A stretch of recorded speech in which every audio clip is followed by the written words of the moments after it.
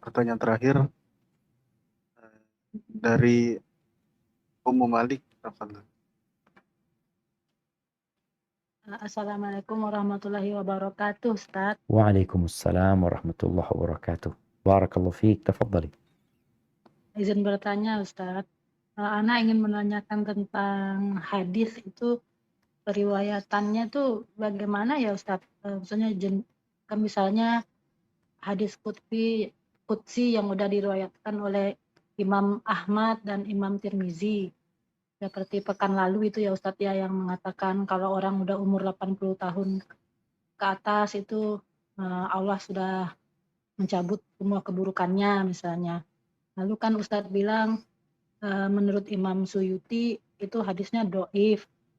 Nah, sementara kan Imam Ahmad itu lahirnya 164 Hijriah, Imam Tirmizi 209 Hijriah. Jadi kan mutaqaddimin ya Ustadz ya, generasi terbaik.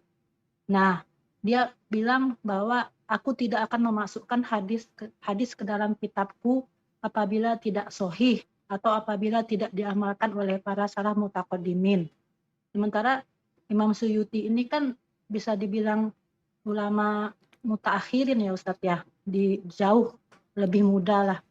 Nah, begitu juga dengan hadis-hadis lain misalnya udah disahihkan oleh Albani, padahal kan Albani itu masih muda banget ya Ustadz. Maksud Ana itu bagaimana ulama yang mutaakhirin ini bisa mendoifkan hadis yang udah disahihkan oleh ulama-ulama terbaik mutaqaddimin itu Ustadz. Nah, insyaallah. Barakallahu fiik.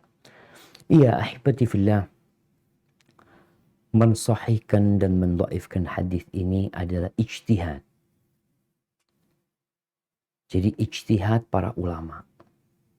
Sehingga boleh jadi hadis yang dianggap sahih oleh Al-Imam At-Tirmidzi ternyata oleh imam yang lainnya dianggap dhaif. Kemudian kalau bicara Imam Suyuti, Syekh Albani, mereka hanya menukil. Mereka akan mengumpulkan ucapan ulama-ulama yang sekelas sama Imam Tirmidzi, yang sekelas sama Imam Ahmad, yang hidup di masa itu, yang juga biasanya hadis ini akan dilihat siapa aja yang meriwayatkan dan bagaimana ucapan fulan, karena nggak ada yang maksum.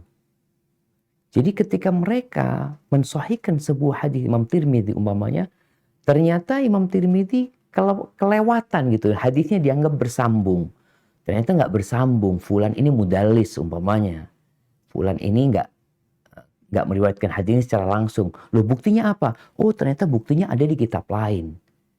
Jadi sebenarnya ulama yang mutaakhirin itu punya bahan lebih untuk mengkaji hadis. Bahan lebih gimana? Yaitu dia bisa membaca Ibnu Majah, semuanya bisa dia baca. Yang selanjutnya kemudian mulai diperhatikan. Sedangkan dulu bahan-bahan ini nggak ada. Memang kitab Tadribur Rawi, itu dulu nggak ada kitab tersebut. Jadi ulama-ulama yang selanjutnya sebenarnya kalau Anda lihat mereka memiliki bahan yang lebih banyak lagi dibandingkan dengan ulama-ulama terdahulu. Dan ulama terdahulu ketika mensahihkan sebuah hadis ya sesuai dengan persepsi dia. Ingat, ini bicara ijtihad. Yang boleh jadi benar, yang boleh jadi salah.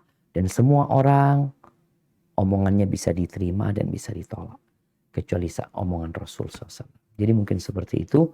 Maka kita bisa jadi yang disahihkan Syekh Albani, datang ulama lain mengatakan kayaknya Syekh Albani terlalu bermudah-mudah ketika mensahihkan hadis ini. Karena ada ini lagi, ada ini lagi.